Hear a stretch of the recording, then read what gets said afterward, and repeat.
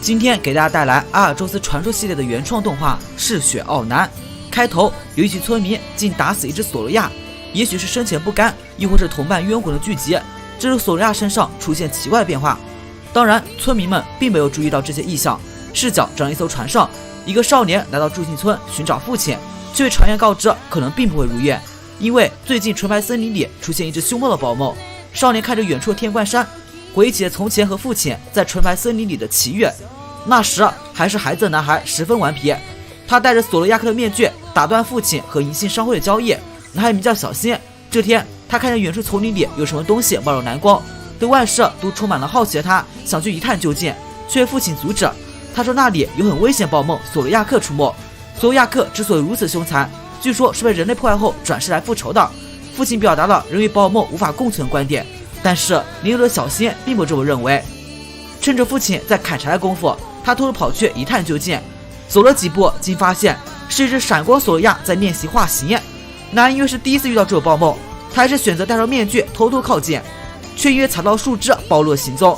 因为他的面具正是索罗亚克的脸，所以索罗亚看到熟悉的面孔，看上去并不害怕，反倒是向着小新走了过来。小新回想起父亲说的话，有点害怕的后退，结果再一次被树枝绊倒，面具也掉落了。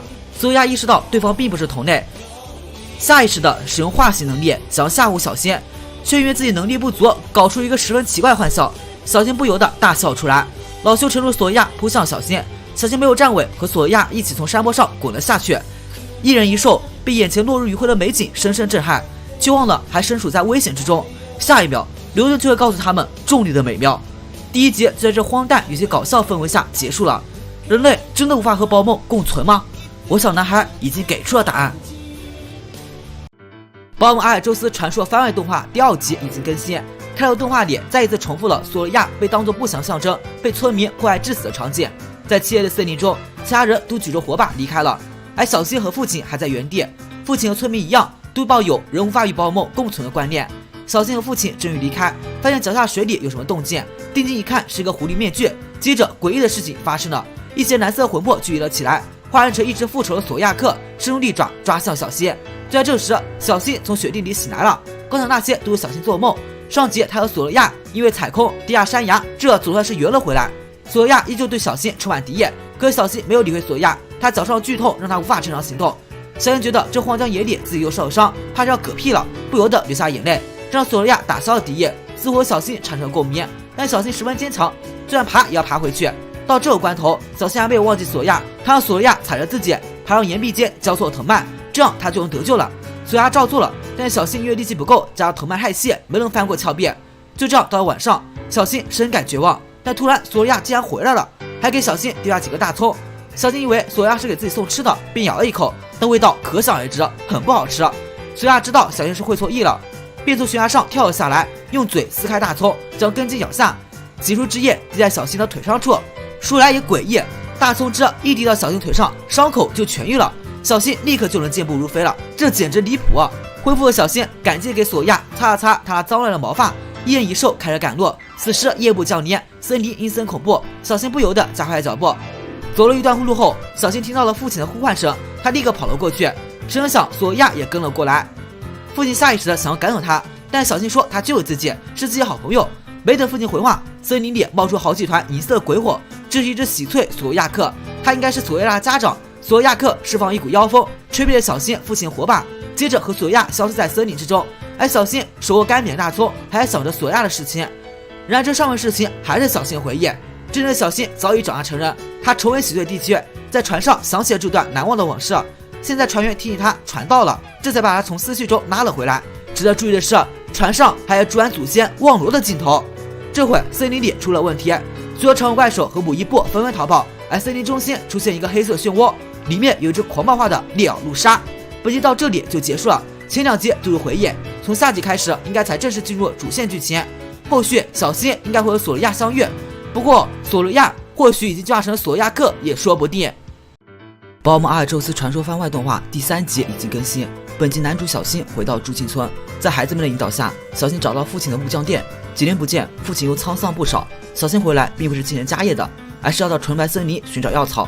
在父亲看来，这不务正业的行为，还让小新那宝梦医生梦想极其幼稚可笑。小新正要反驳，却听到村子外传来恐怖的叫声。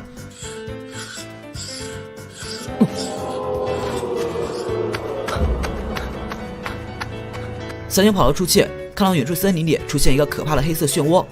他询问站岗新月，但除了得知已经目击过好几次结论之外，他也不知道森林里发生了什么。这时候，一只毛头小鹰跌跌撞撞地从灾难中心飞出，到村子不远处立即倒下。小新于是跑出去，想要救这毛头小鹰，但是村民们都是把我们为怪物，不愿伸出援手，这让小新很是不快。回到村子，小新请求村民们帮助他一起前往灾难源头调查，或许还有很多受伤保姆等着他来救援。大部分村民拒绝小新提议，他们觉得保姆的存在对于人是有害的。这让小新失望之际，新月同意带着部分调查组成员进森林里考察，只不过他们的初衷并不是救助保姆，而是弄清楚灾难的源头，从而更好地保护村子。小新回到家中，面对父亲为什么执着于保姆的询问，小新坚定地回复道：“想要了解保姆。”父亲于是给了小新一双新靴子，方便小新在恶劣的地带里更好地行走。父亲虽然不理解小新的做法，但是他在用自己的方式支援着小新。小新、新月和贝利拉还一起农套进山了。途中，小新告诉新月，自己前往森林里还有一个目的。他一直有一个想见的对象，那就是前2集的闪光索亚。没走多远，空间扭曲漩涡再次出现，并且一道能量打来，将一棵大树摧毁。众人有些畏惧。走了几步，小新发现有2只暴雪王在他们身后讨论2只雪地怪，看上去受伤。暴雪王充满敌意地瞪着小新。小新拿出药草，表达出自己是来帮忙的，但是暴雪王并不领情，径直地冲了过来。就在新月等人以为小新小命休矣的时候，暴雪王掠过小新，帮他拦住了真正危险敌人头目利奥卢莎。小新趁此机会给雪地怪简单进行爆炸，但是在这荒郊野外想进一步治疗显然是不行的。于是小新带着雪地怪回到村子，可是另一边暴雪王顶不住了。由于空间扭曲能量增强利奥卢莎能力，加上阿尔宙斯特殊的属性倍率，利奥卢莎不再4倍弱兵，暴雪王反正是被利奥卢莎秒杀了。击败暴雪王利奥卢莎，盯上小新等人，他一个飞扑过来想袭击众人。就在千钧一发之际，森林里出现一道诡异的火光，利奥卢莎似乎看到什么恐怖的事物一般落荒而逃。等小新回过神来，利奥卢莎和那只神人的宝梦全部没影了。小新认为这就是之前那只索罗亚，他顺着踪迹追了过去，但只看见一只狐狸面具。没人找到索罗亚的小新只能打道回府。在村子里，他照了雪地怪和毛头小鹰，而村民们也似乎意识到，并不是所有的宝梦都是凶残可怕的。父亲更是对小新刮目相看。结尾，小新乘上双船离开朱信村，他戴上狐狸面具，期待下一次与索亚相遇。